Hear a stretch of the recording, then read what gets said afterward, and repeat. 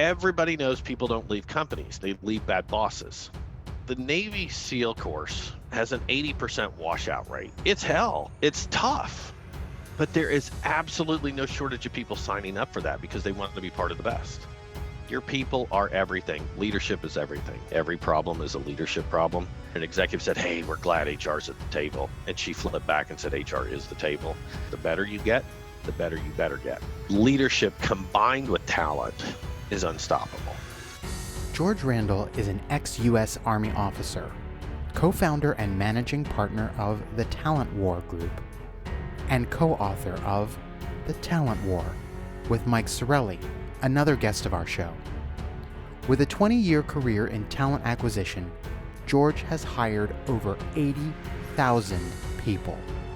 He and Mike say that many organizations are losing the war for talent.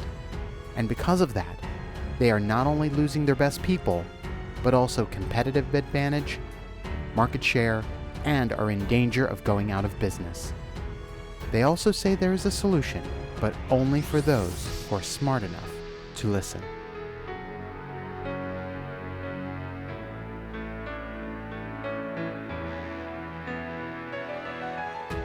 Hello, and welcome to the LifeWorks podcast. Joining me today is George Randle.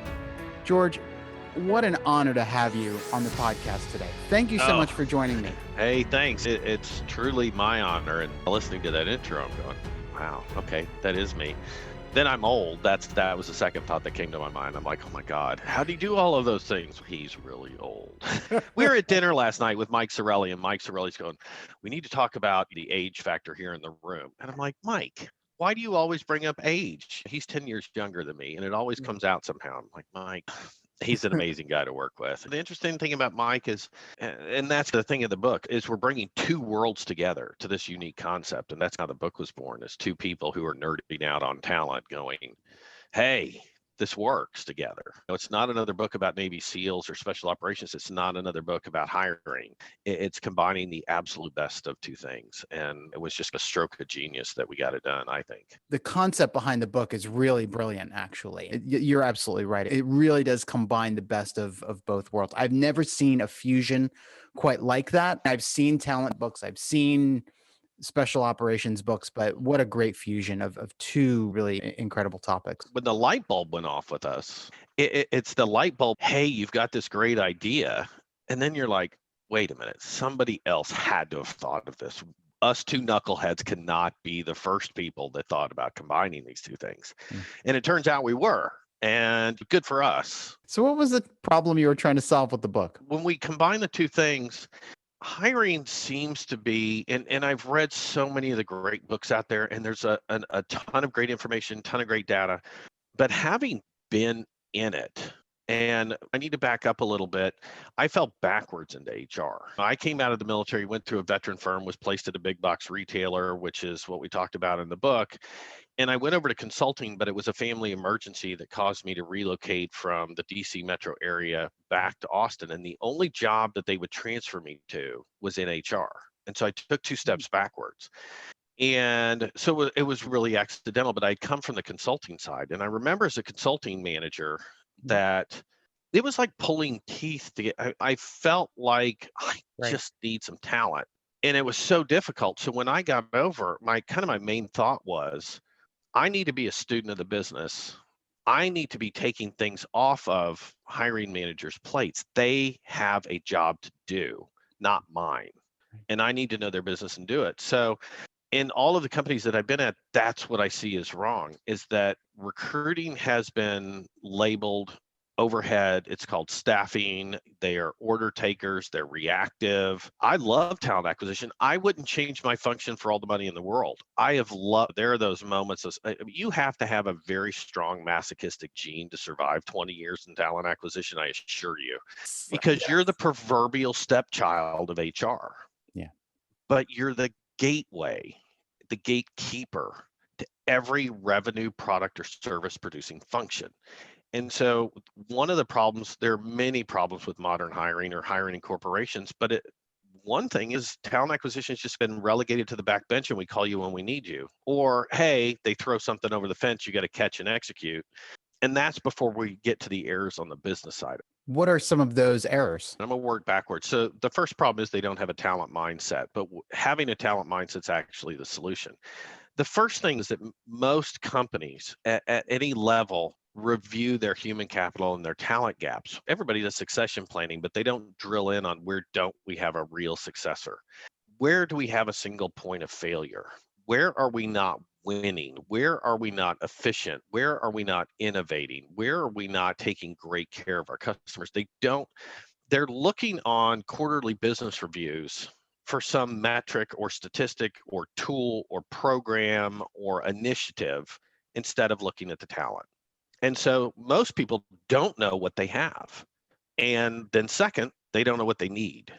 And when you don't know those two things, and then you compound it with a third mistake, which is if you do know you want something and you do know what you need, not knowing what success looks like in the role versus a laundry list of objective requirements, then you get fear-based hiring, butts and seats. And by the time it gets to the hiring manager, hey, you've got budget, you've got headcount, get this filled. By the time it gets to recruiting, hey, when do you need this hire? I needed them 2 weeks ago. It's like a snowball at the top of the hill, and it just gains momentum. And by the time it hits the hiring manager and TA, you've created, in many cases, simply survival mechanisms that cause them to evaluate on speed and volume instead of quality. So by contrast, how would you describe the talent mindset? Mike and I, we stumbled upon a quote that the two of us ended up putting together. I uttered it first and Mike was like, no, you got to grab that. But it was really the two of us came together with it. Is you have a talent mindset when you are treating your human capital with the same rigor, focus, and discipline that you do your financial capital. Wow. It's as simple as that. When you understand that the one true competitive advantage that you can hope to achieve and maintain is your talent, and it's the one thing that has exponential returns when you invest in it, and it is the solution to every problem you have, you're on your way to having a talent mindset. What do you typically see in organizations that have a talent mindset? They're not worried about headcount. They're worried about talent. They're worried about performance. They're worried about innovation. They're worried. Their big challenge is how do we unleash the potential of who we have? You have CEOs and you have leaders that are creating these visions that are getting people on board, and they need that curiosity, that drive, that resiliency, all of those attributes that we talk about in the book. They're worried about getting people like that. Matter of fact, and I won't name companies, but I was on an intake call with a potential client the other day. It's a venture capital backed e-vehicle company. Won't say more than that. And we get on with the CEO, and he needs an executive or two, and then he's going to ramp up. And it's one of the rare instances. And so this guy's an inventor, multiple patents. I said, so tell me what success looks like. And he goes, the first words out of his mouth were, the last thing I look for is experience. I don't care. And I was like, I'm tapping on my headset, wondering if I heard that correctly. I want people with curiosity, with smarts, with drive, with resiliency, with integrity, with effective intelligence. And he goes down naming all of the attributes. I'm like, in your book? Yeah. And he hadn't read it, but another person had brought him to the table and he goes, oh, I know the book's going to resonate with the boss. A person like that, and there are other companies that I've worked at that have pockets of that in their company where they're like, if I get talent, I can teach them the industry. Now, mind you, we say very strongly in the book, you're not hiring a 22-year-old intern to be CEO of your company or CFO. You're not hiring somebody with a political science degree to do your Python coding work or front-end development or cloud architecture. We understand that there's a minimum set of skills and competencies and experiences in most roles. The problem is that people over-index on that experience. Great way to see it. Somebody says, I need 4 years of coding experience. Why? Does that make them twice as good as somebody with 2 years? What if the person's been in the role 2 years but mastered it in their first year, is now picked up 5 other languages? But you've already self-selected out that talent by putting a number 4 there. So where I see it with companies, I've never seen it wholesale, except in very small companies, because the larger you get, the dilution as you go up. Sure. But pockets of it, and leaders can drive it. What organizations are doing talent right? in your observation? I think there's been a ton of them, and I'm really hesitant to pick and choose because there's so many small, medium, and large businesses. People will think a Google or one of the tech companies, but there's so many small to medium businesses that Mike and I have worked with. I don't want to name them because I don't have permission to, but Sure. they're 60 to 100 people and they've gotten talent. And I have no doubt that they're going to be $1 billion company inside of 5-6 years. So I always shy away from that a little bit simply because the people that really are getting it right tend to be small and medium businesses. The larger you get, the easier it is to take your eye off the mark. And so you see that a lot. So even in the great big companies, now, I will say I've had some experience with Google, and one of the things that I did very much like about the Google process is they have the feedback loop that we talk about. And I remember interviewing there. We couldn't agree on a position. This was years ago. Great company. We couldn't come to terms with what would be the next best step for me, but great company, amazing candidate experience.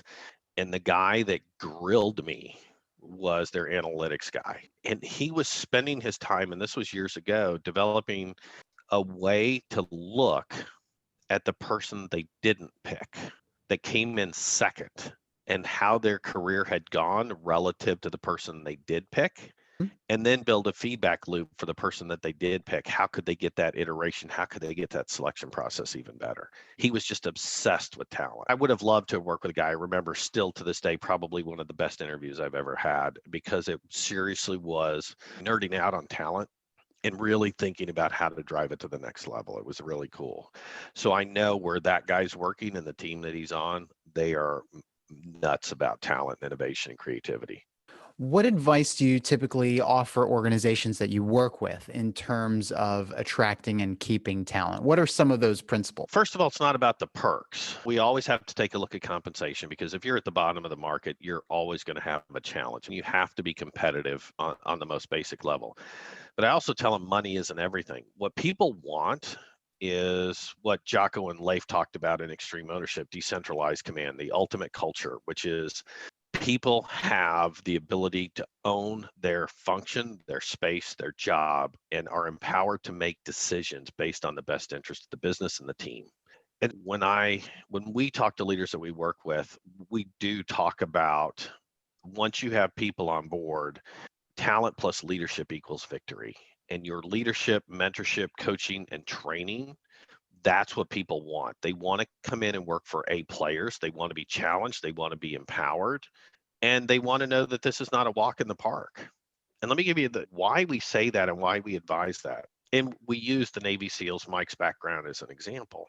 The Navy SEAL or the BUDS course has an 80% washout rate. And through Incredible. months and months, they spend all of their time near hypothermic, wet, and covered in sand, looking like a sugar cookie. And it's hell. It's tough. But there is absolutely no shortage of people signing up for that because they want to be part of the best. And we use that example and other examples of special operations with our companies to say, top people will gravitate towards that. The best talent magnet you have is your culture and your leadership. Let's put it a different way, a very simple way. Everybody knows people don't leave companies, they leave bad bosses. Flip that on its head. If you have great bosses, people will come. You just don't hear people talking about flipping that equation, but it is that simple. Your people are everything. That's how Mike got into the Marine Corps. I'm sure he told us the story, but that's how he got in the Marine Corps is he could see excellence right in front of him. And he said, I want to be that. Talent is the very same way. They want to look at your company and they want to say, okay, I want to be a part of that. How important is the variable of leadership in this whole thing? I see that as a theme. It's the most important thing. Leadership is everything. Jocko Willink is famous, and I think it's either him or one of his great team members who said every problem is a leadership problem. It's not solved by a meeting. It's not solved by PowerPoint or Excel or another OneNote shared file or Teams or Zoom.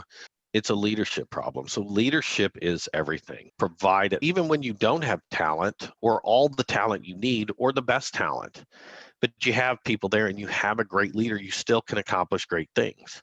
It's just leadership combined with talent is unstoppable. What are some of the components of a talent strategy or a workforce planning approach? We tried to keep it simple because the principles needed to apply to everybody. And one of the things that I've been coaching, and I guess it's giving away the secret sauce, but we're teaching people to do, if you've been in business, everybody's done a quarterly business review, the dreaded QBR or death by PowerPoint, where you go into a meeting. I was in a quarterly business review one time, and I'm sitting next to my evil twin, who's the VP of HR, Karen Clark, who's like the standard bearer for what HR should look like. She's the most amazing person on the planet, my best friend. And I wrote DNR on the back of my badge in black Sharpie for do not resuscitate. So if this PowerPoint kills me, don't revive me. But I share that because nobody does a human capital business review. And so we try to keep it simple. Instead of, we talk about workforce planning, we talk about talent planning. It starts with evaluating bottom to top, top to bottom, the talent gaps, the lack of succession, flight risks, people who are ready for the next step, people who need investment. And a lot of companies are doing that, but they're not doing it as well. They don't have the talent mindset behind it. So it starts with your leaders and HR. I was going to say HR being at the table, but I remember we put the quote in there from Tracy Keogh in the book when an executive said, "Hey, we're glad HR's at the table." And she flipped back and said, "HR is the table." And I still love that. But having HR as a strategic partner to figure out what your talent strategy is going to be. Just because you have money, just because you have some attrition, does not mean that you need to go out and bring humans into the business. You go to market with your sales, you go to market with your product, you go to market with your service, and you create a plan for that. But rarely, if ever, does anybody plan to go to market with talent. So that's basically what you need to start doing. Whatever form you do it in.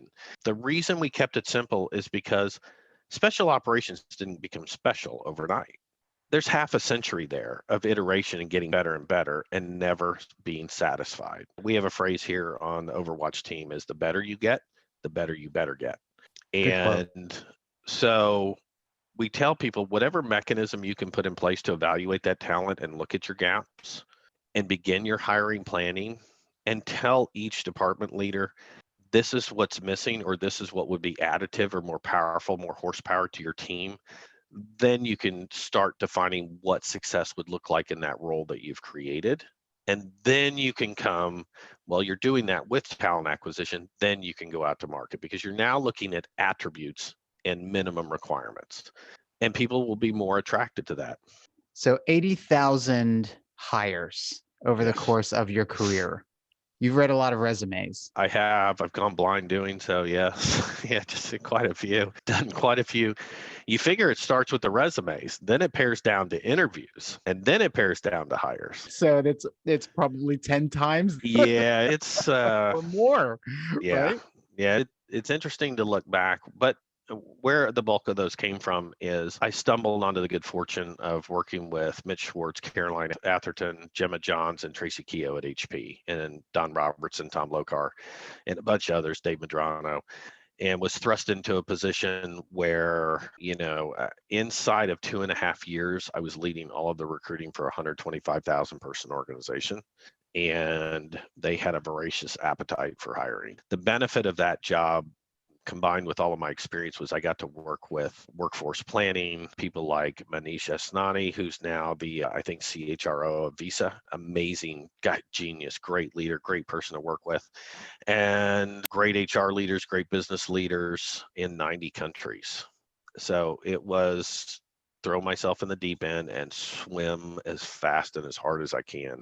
So how do you read a resume?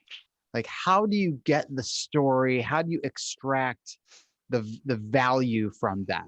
And the reason why I ask is because the audience for this podcast tend to be more senior people. So these are the hiring managers. They're looking at resumes too, but you have an astute eye for resumes. How do you, 80,000 hires later, how do you look at a resume and extract the essence of that person?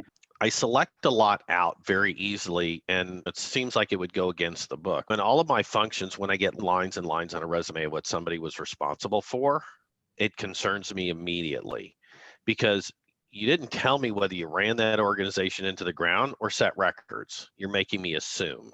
So telling me the scope of your responsibility, you only have to give me about 5 words for that. The next thing that I'm looking for is the one thing that translates from business to business to business is results. I'm looking for achievement. And the more achievement that I see, I'm not worried about the impact. I'm not worried about the context. I'm worried that somebody has a business mindset and drive and understands their results to be delivered, whatever your function, and that they know how to articulate how they impact an organization. Now, the context, the degree of difficulty, the situation, the resources, the climate, the timeline that they had in those achievements, I'm going to bring that out in the interview, the how they did it. And when I see those achievements, I know I'm going to have an opportunity to go after, tell me how you failed on the way of achieving that. Or you achieved a great thing. What did you, if you had to do that all over again, what would you learn? So I'm really looking for quantifiable achievements because any movement of the needle translates. And so I don't look at a resume and say, okay, I'm at company X, my competitor is Y. I don't want to see the company. I frankly don't care. The company and the title are some of the last things that I look at. I'm looking for the achievements. I'm looking for a set of competencies. A lot of people do functional resumes, so I'll see competencies up front, but I want to see achievement. I want to see drive. Those people who never settle are the things that I'm looking for. How do you get that out of a resume? Like, how do you look for the character traits? Or can you see the character traits in a resume? You can see indications thereof. And so at the number of resumes that I'm going through, I know what the success factors are in a role. And I'm going to look for relatable accomplishments, but I'm going to look for significant accomplishments. And where hiring managers generally go wrong is they're looking at like companies and titles first. Right. Had they done this role previously? Are they bringing that level of experience? And I'm like, it seriously drives me nuts with hiring managers. And I now being a VP, I will verbally set them straight, but shake them from limb to limb. The competitors don't matter. The titles don't matter. They're never equivalent from one company to the next. But if you can see achievement, and if you can see innovation, or I invented, I created, achieved, all of those action verbs in there with numbers, with metrics, those things matter. You're on to something there. Do you know that you have talent? Not necessarily, but you have great indications that what they value is getting better and making a difference. And that is probably a great place to start if you're swimming in resumes. Do you prefer one type of resume over another? It depends. Now, this is going to sound very ageist. So when I teach veterans, there's generally 2 types, functional, chronological. And they teach veterans chronological. And I tell them, if you've been in 5 to 7 years, chronological's fine. If you have a 20-year career like I do, no, you need a functional because it needs to be more broad-based. Somebody needs to be able to look at it and see relatability to what they're trying to achieve. And a functional resume will show that much, much better. They can put competencies, a simple summary. There's things that I don't like, and I tell people to take off. Don't put an objective statement on a resume ever. I don't care what you want. I figure if you applied to our company, you're interested in the role. So if you want to put an objection statement on the top line, by all means do. But yeah, I don't go necessarily on keywords. I have not used AI. I've paid very close attention to looking for the things that are relatable to the success factors of the role, especially in executive positions. Executive resumes are you would be amazed at how much content is there for how much they were responsible for versus what they achieved. Executive resumes tend to either be over rotating on numbers or under rotating. There's not a lot of middle good ground, and not entirely sure why that is, but anyway, when I interview executives, I don't even look at the resume. I never do. What do you look at? Them. And it's so interesting. I was having this conversation with Tom Lokar. He says, you've interviewed hundreds and hundreds of executives. Do you ever look at the resume? I said, rarely. He says, you've got to be kidding me. You're selecting. I said, no, I'm not selecting. Any executive that comes into a firm is going to go across the C-suite for interviews. I don't have to worry about the experience piece. I don't have to worry about the qualifications piece. What I have to worry about are the success factors and the behaviors. because I know the ecosystem. I know what team they're going to be leading. I know that because I'm a student of the business, I know the challenges of that team. I know the other executives that they're going to have to interact with and collaborate with. So I have in my mind a good idea of the behaviors that I should be seeing in this person. And any executive that comes in for an interview, you'll get 1 out of 5 that you're wondering why they're there. But generally speaking, they're all well qualified and have the experience and the institutional or industry or functional knowledge that qualifies them to be there, that you should consider them. So I'm simply going into behaviors. Right. How do you assess for behaviors in an interview or character traits in an interview? What kind of questions would you ask in order to assess some of the traits that you talk about in the book, like drive and resiliency and humility and things like that? With executives, I back up a little bit. So if we're the general population versus an executive interview is a little bit different. The executive interview, and I don't necessarily give away my secret sauce as to how I do it, but it's either it's a ton of fun or it is the most brutal process on the world. It takes me 30 minutes. The first thing I want to establish with an executive through my questions is I want to see immediately introspection and authenticity. Those are the first 2 things I need to see. If I see introspection, then they're likely going to know the how and the behaviors behind their successes. And then I'm going to have a good interview. And when the authenticity isn't there, then I know immediately something's missing. I know to dig a different direction. I need to figure out. But I try to make everybody very comfortable, very conversational in the interview. But I generally, because the length of an interview, I will look for the top 3 traits that are needed for that particular role. If it's sales, obviously drive and resilience are top 2. Right. Right. So I've got to design questions that are going to elicit things that tell me their level of drive. And having done this for 20 plus years, it's hard to share with people that after you've seen this 1,000 times, you know what drive looks like. But you can ask questions. The other questions that I throw in there for anybody that's a people leader, and I don't even know anybody else that does it, frankly, I ask questions about integrity. People just assume that one, but it's a black and white one. And so there's nothing like putting a candidate on the spot and say, I'd like for you to share with me the time where it was hardest for you to tell the truth, knowing that the ramifications on you or your career may have been negative, where you had to hold the line on integrity. Wow. You will see people's heads spin off the axis. It's a tough question. It is. And people don't ask it. And I ask it of sales leaders especially. And you watch them. That's why I'm hoping they're authentic, because they may get rambling in the interview a little bit, but I'll know from the substance and some of the critical parts that I'm listening for if they're on track with integrity, or I'll start to see that situational ethics come through. And the things that most people, when given the hard choice for integrity, when it had negative ramifications, will justify another explanation. And here's 2 things that it does. Number 1, it gives me insight into the integrity. And number 2, it puts it right in their face that integrity is non-negotiable at our company. So if they have any problems with it, they just figured out in the interview, somebody's watching and we care. So it's a good marker to lay down as far as your company's standards to be asking about integrity. Right. Because nobody asks about it. But somebody coming into your company knowing that integrity and honesty and authenticity is valued, there you go. You're off to a pretty good start with characteristics. Yeah. This is an entirely different level of talent acquisition. Yeah, generally. The executives that I interview, oh my God. And it's so, when I have 5 or 6 questions that I do, and they are completely unrelated to the resume. They're all prepared to come in and talk about. Let me put it to you a different way. One of the ways that I teach veterans, and one of the lines of our senior leaders that we place, is I tell them simply, no one cares how much you know about the company. They care how much you know about yourself. Have you taken a personal inventory of your subjective and objective traits? Do you know the how behind your accomplishments? Do you know how to articulate in an impactful way how you lead? So when I'm interviewing, and generally when I'm interviewing executives, it's VP and senior vice president or C-suite, but also director, senior director as well.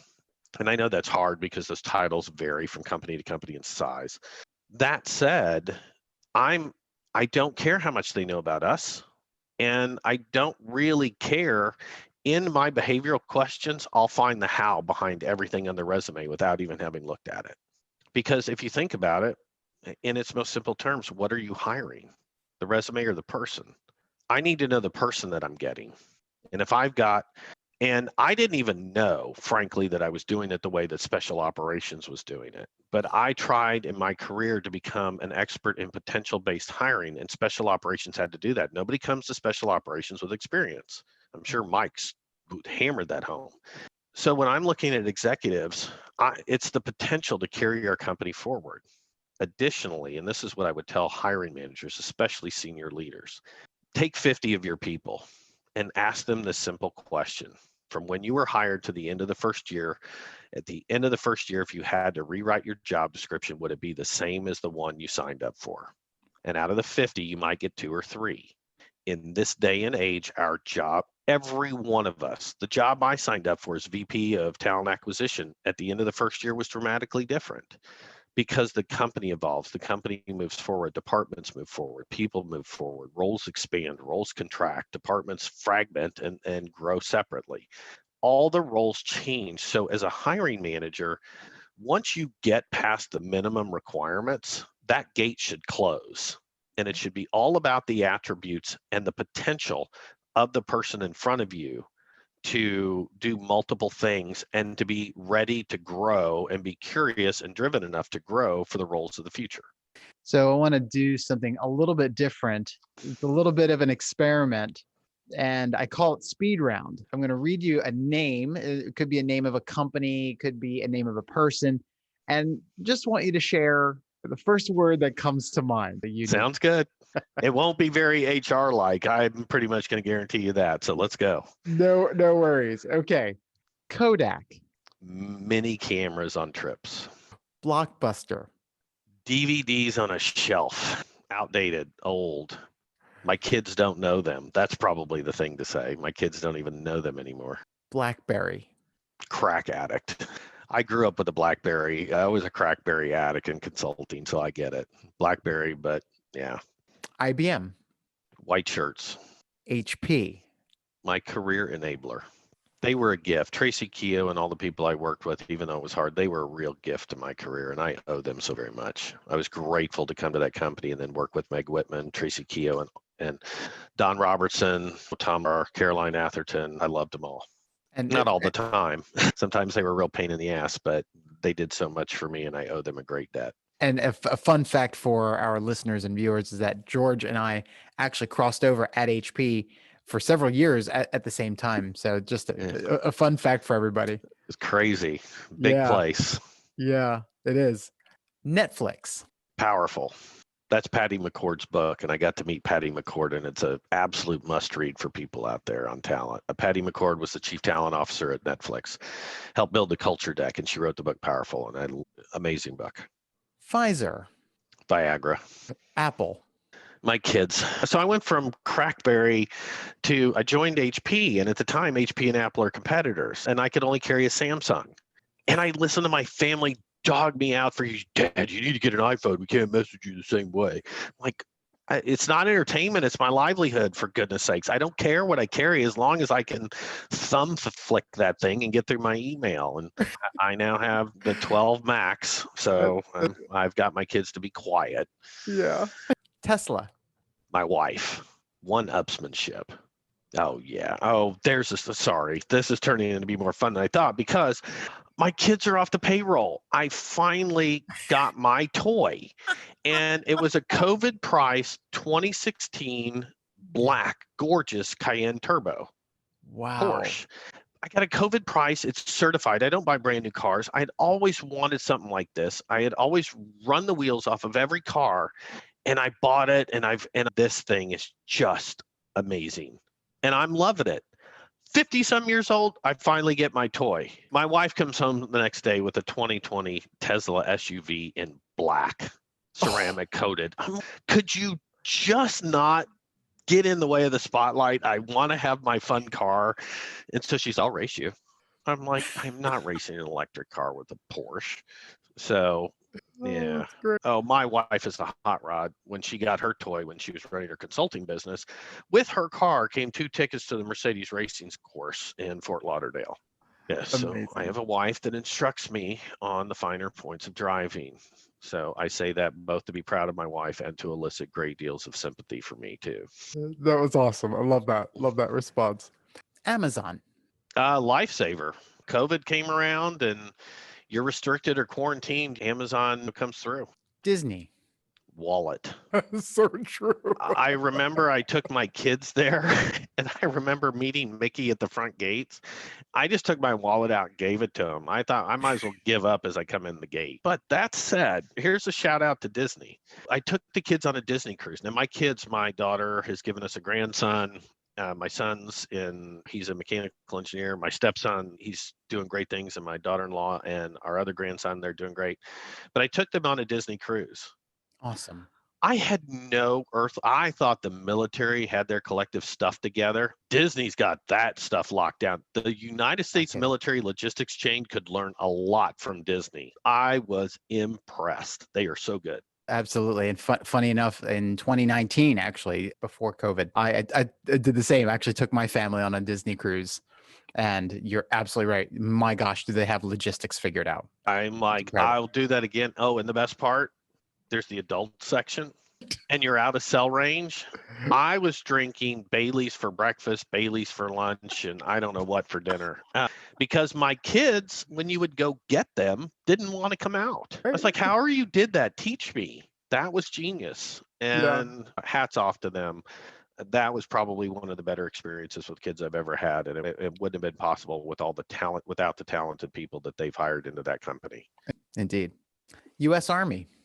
My heart. The U.S. military is the world's greatest leadership incubator, and I would not be enjoying the successes if I hadn't had the just unbelievable gift of great soldiers, great non-commissioned officers and officers that, despite my best efforts of ego to drive them away, invested in me to be a great leader. So I want to take a step back. That was a lot of fun, by the way. I loved it. And just ask you some general advice and lessons learned. Sure. If you could share one secret of your success, what would that be? Perseverance. I remember talking with Tracy at HP, and she provided an insight that should have come normal, I think, to most people. But she said climbing the career ladder is more akin to a climbing wall than it is a career ladder. And most people will tell you sideways, up, down, all of that. But she said, no, a climbing wall. You don't know where you're going to grip next to get to where you want to go. And so I think perseverance and understanding that you're capable of more. Life isn't fair. And there are going to be some unexpected twists and turns, but perseverance ultimately is what's going to get you through those things. What's the most important lesson that you've learned either in life or in business? This is going to sound different coming from me. I got it from my father, and my father never let us kids go to bed despite the things that we did without telling us he loved us. So he told me, he said, if you want to be a success, he's got his own twist to it. And he said, be a good son, be a good father, be a good friend, good servant of God, and a loyal Kansas City Chiefs fan. And that will define success. Now, he was saying that well before the Patrick Mahomes days. I want to be clear about that, when we were in the doldrums of 1-15. But and then he went on to say, and this is how you're a father in getting older, is he said to me, you know what? The sun always rises in the east, and how you greet that day is everything. So I passed that along to my son. Honors mechanical engineering scholarship. I said, son, because he was feeling depressed one day about the job search. And I said, son, the sun rises in the east. It's how you greet the day. And I thought I was sharing the wisdom from my father. And I didn't realize the sarcastic gene in my son had morphed significantly. And he said, Dad, everybody and their brother knows the sun doesn't rise. The earth revolves around the sun. What's your point? I was like, trying to be a good dad, and God love that kid. He's so smart, too smart for his own good. But yeah, tell people that you love them. Tell people that you appreciate them, and the sun's going to come up the next day, whether you wanted to or not. And so how you greet it is everything. If you could offer one piece of advice to the world, what would that be? Be quiet. In today's information age and electronic age, I think we've lost the ability to be quiet and listen, whether that's to our fellow human beings or to tune out the distractions of the world. And it's not just your phone. It might be traffic, it might be music, but there's always something humming in your ears. And the only thing I really would like humming in my ears on any given day would be the sound of water hitting a beach. That would be it. But other than that, if I were to give a piece of advice, it would find some time to be quiet. Let your mind, let your body, let the world settle and just be still for a while. Soak it all in. It's a pretty miraculous thing that anybody's here and doing what they're doing. And I say that in addition to, it would be two pieces. It would be quiet and then be grateful. Mike and I have worked with a lot of people who gave the last measure of their lives and everything they had for people to have freedom around the world. And we don't take that for granted. And that's some of the reason we do what we do. But just be grateful. Everybody's got something going on in their world that's hard, some devastating, facing diseases and other things. Just be grateful. You're breathing, you're good. Keep going. That's sage advice. Couldn't get better than that. Be quiet, be grateful. Love it. What do you want most for your life? I say this to myself every once in a while. I think it's an abundance of joy. And I've got to take my own advice and learn to be quiet more. And I think I've learned it. They say you get older, you get more wise as you get older. That may or may not be true in my case. And please don't put my wife on a podcast. She will absolutely refute that point that I'm not getting wiser. But I think I would give people the example. It came really clear to me in the blink of an eye when, my daughter called me to tell me she was going into labor. And that's my baby girl who's still 12 that I'm pulling in a wagon. Life goes by in a flash, an absolute flash. And you look back and you go, holy crap, how fast did this go by? And I think being quiet, being grateful, and then just looking for the own joy in the moment, because we're so busy, so many things pass us by, and we all could use a little bit more of that. I know that's a little bit softer snowflake side of me, but it's absolutely true. You've got to have joy in what you do. No, it's beautiful. It's beautiful. Thank you. So I want to just open it up for you. Are there any other final thoughts that you want to share with our audience about anything that we've talked about or anything that we haven't talked about? When it comes to the book, yeah, Mike and I we're going to work on our second. For people in business to understand what we understand intrinsically in the military, which is what we do in the military is an ecosystem. Special operations is not special if they don't have logisticians, if they don't have medics, if they don't have mechanics. If they aren't A players doing their job, special operations cannot go be special. In business, and we found this and talked about it in the book, HR is usually relegated to overhead or compliance. But every part of your business, whether it's sales or C-suite leadership or product or service or innovation, human resources, finance, legal, it's all an ecosystem, and you need A players in every spot. You can't take your eye off the ball of talent for a second. Pick one of those. Let's just say, take your eye off the ball in legal, see where that gets you. Take your eye off the ball in finance, see where that gets you. Take your eye off the ball in HR, you're back to legal again very quickly. In product, you're not innovating, you become Kodak, BlackBerry. Yeah. You take your eye off sales and integrity, you're Enron. It's an ecosystem, and we learn that in the military. And as a leader, you have a responsibility to pull that ecosystem together and get it working more synergistically and more efficiently at every opportunity that you can have. It's a fantastic way to finish our interview. George, what a pleasure. What a wow interview that has been. You've shared incredible insights. It's here very early on a Saturday morning, and it's been such an honor to be able to greet the sun together. Yeah, thank you. I'm going to tell my son, make him listen to that. The sun did rise this morning. I watched it. So thank you for allowing me the pleasure and the honor of spending this time together. And I look forward to following you in the future and seeing all the great things you're doing. And one day soon, we're going to have you back on for your next book. So I would love it. It's Mike pops up. I got the title of our next book. I'm like, and he tells me what it is. And I'm like, oh, he's right. here we go. We're going to go right again. And I love that about him. We have a phrase, and I'm going to put it out to see this. The phrase with Mike is, he doesn't let the cement dry. He moves so fast and is so driven, and I love him for it, but it's great. So thank you. The honor and the privilege is for Mike and I that people are paying attention to this book. We think it makes a difference because it's all about people, whether it's special operations or your business. The most powerful force in the world is the U.S. economy, and this little podcast is going to help us make that even stronger.